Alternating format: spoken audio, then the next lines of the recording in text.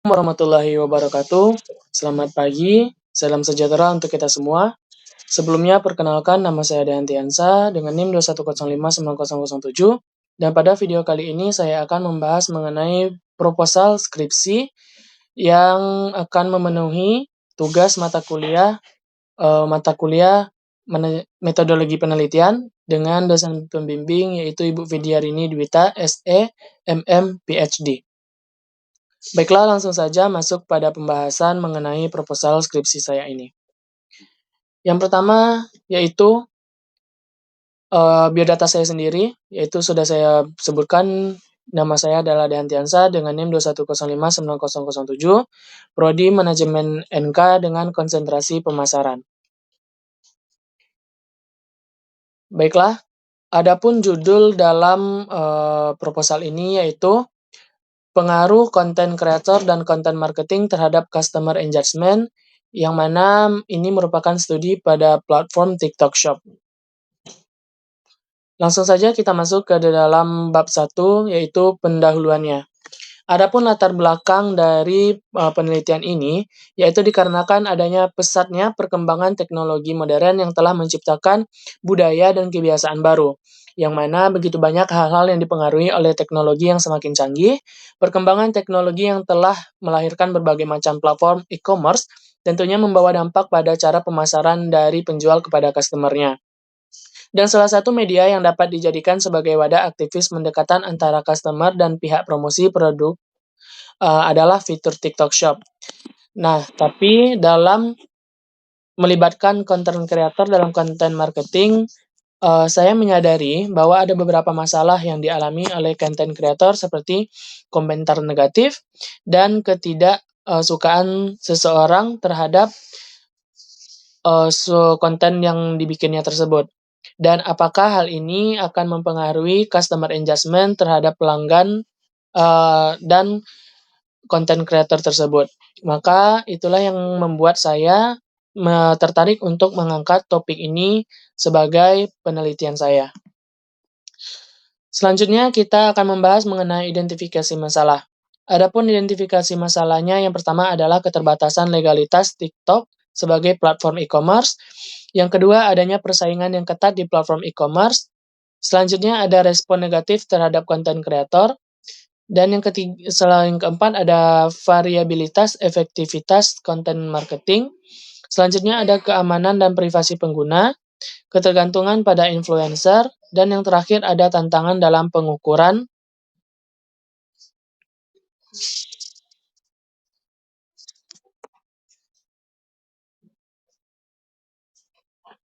customer engagement.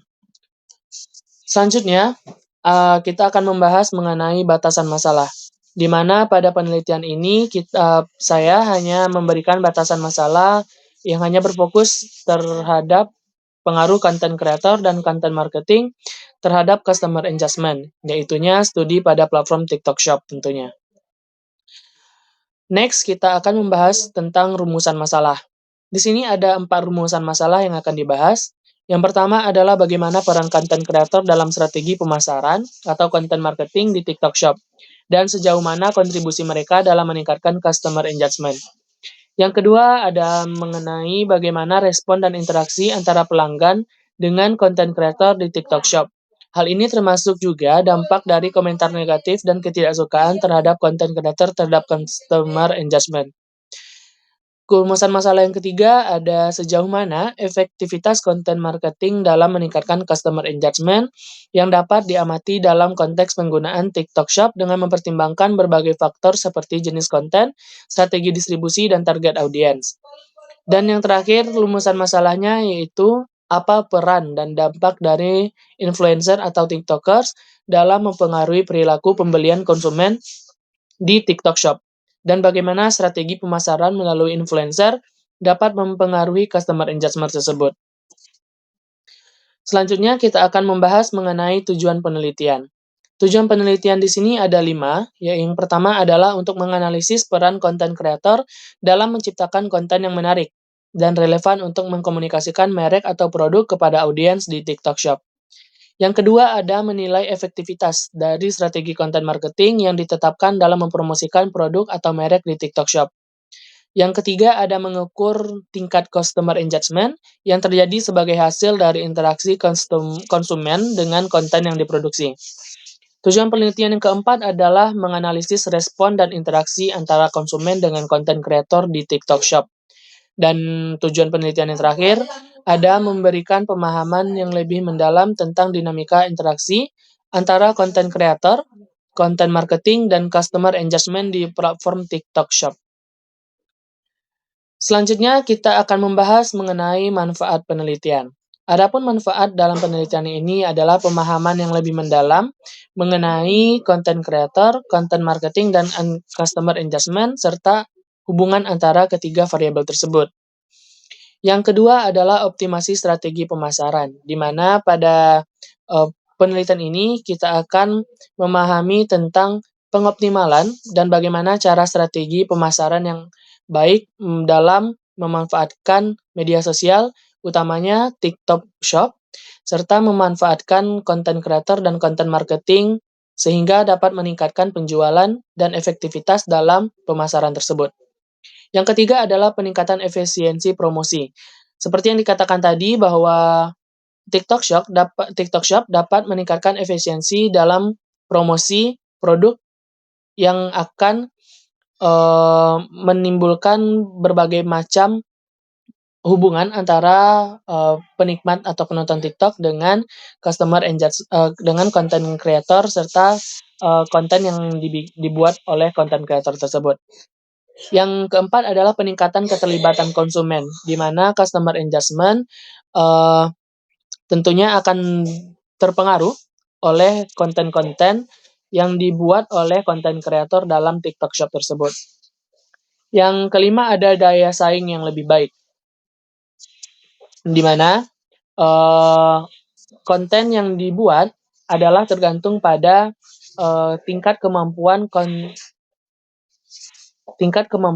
para konten kreator sehingga tidak menjatuhkan konten-konten kreator lainnya, sehingga daya saing yang ditimbulkan dalam customer engagement ini yaitu daya saing yang lebih sehat dan bersih.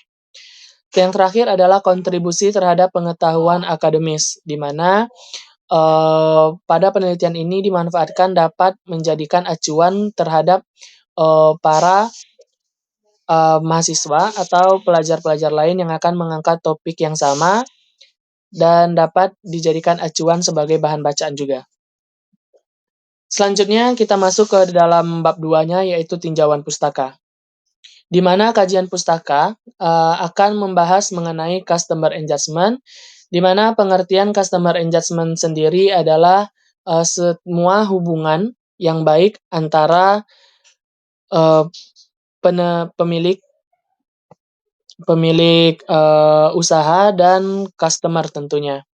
Ada dan membahas mengenai ada indikator-indikator customer engagement dan ada faktor yang mempengaruhi customer engagement. Lanjut, yang kedua ada content creator, di mana content creator ini adalah mereka baik individu ataupun kelompok yang berperan untuk membuat konten sebagai sarana untuk marketing atau pemasaran suatu produk di platform tersebut. Dan adapun peran content creator adalah menyajikan serta membuat konten-konten yang bermanfaat untuk kelancaran suatu produk tersebut. Dan selanjutnya ada content marketing, yaitu di mana content marketing ini merupakan suatu wadah untuk melakukan suatu promosi di dalam platform TikTok tersebut. Dan selanjutnya adalah hubungan antar variabel, di mana aktivitas konten kreator terhadap konten yang diproduksi. Aktivitas konten seperti pembuatan video, postingan atau live streaming di platform TikTok Shop mempengaruhi jenis kualitas konten yang diproduksi. Selanjutnya, yang kedua ada konten yang diproduksi terhadap customer engagement, di mana konten yang diproduksi oleh konten kreator di platform TikTok Shop memiliki potensi untuk mempengaruhi customer engagement. Konten yang menarik, informatif, dan kreatif dapat meningkatkan keterlibatan pelanggan terhadap merek atau produk yang dipromosikan. Dan yang terakhir ada strategi content marketing terhadap customer engagement, di mana strategi content marketing yang digunakan dalam promosi produk di platform TikTok Shop juga mempengaruhi customer engagement. Konten yang didesain dengan baik, dikemas secara menarik, dan disebarkan dengan tepat dan meningkatkan keterlibatan pelanggan. Selanjutnya adalah penelitian yang terdahulu, ada 3 penelitian, di mana masing-masing penelitian ini menyebutkan bahwa konten marketing berpengaruh positif dan signifikan terhadap konten marketing dan customer engagement tersebut. Selanjutnya ada kerangka konseptual, di mana kerangka konseptual menurut Charwell 2014 menyatakan bahwa kerangka konseptual adalah visualisasi dari hubungan variabel utama yang diteliti dan merujuk pada penelitian mendahului tentang hubungan yang mungkin terjadi. Kerangka konseptual digunakan untuk memberikan landasan atau dasar teoritis sebagai suatu penelitian dengan mengidentifikasi variabel-variabel utama dan hubungan antara variabel-variabel tersebut. Dan ini membantu peneliti untuk merencanakan menjalankan penelitian dengan cara sistematis dan tengarah. Di mana kerangka konseptual dari penelitian ini bertujuan untuk menggambarkan keterkaitan antara variabel independen yaitu content creator dan X1 variabel dependen yaitu customer engagement atau Y yang terfokus terhadap supply pada platform TikTok Shop yang dapat dilihat pada bagian di bawah.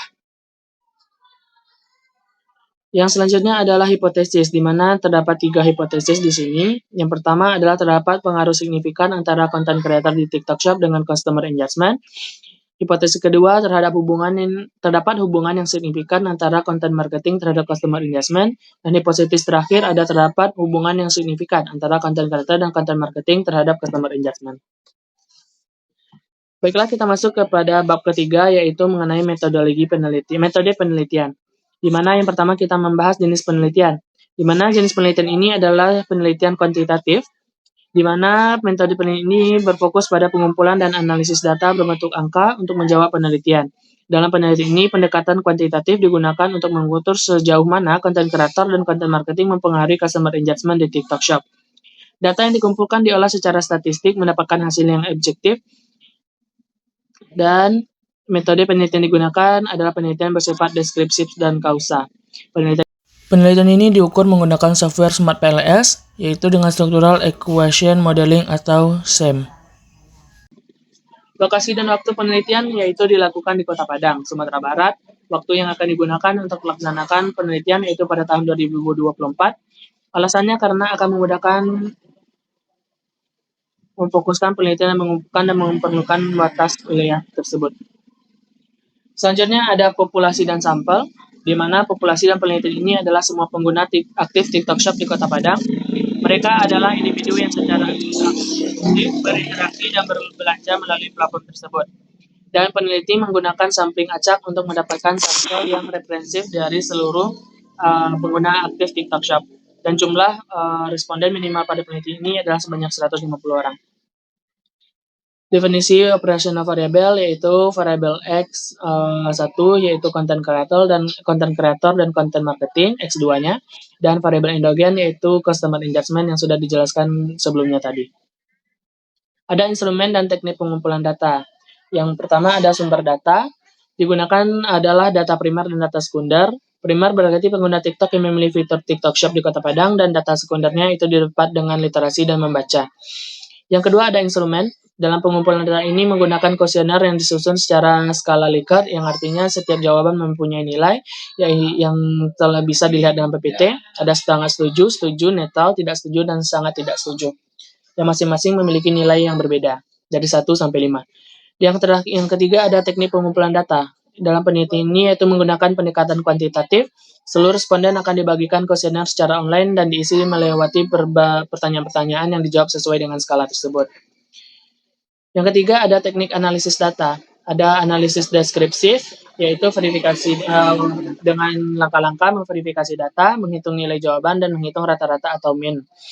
Dan yang kedua ada analisis statistik, yaitu diukur menggunakan software PLS dengan model Structural Equation Modeling atau SEM, yang mana digunakan untuk menutupi kelemahan yang ada pada metode regresi ini. Adapun tahapannya ada 3. Yang pertama yaitu pengukuran model atau outer model. Yang kedua ada pengukuran struktural atau inner model, dan yang ketiga ada pengujian hipotesa. Baiklah, mungkin itu hasil dari proposal penelitian atau proposal skripsi saya.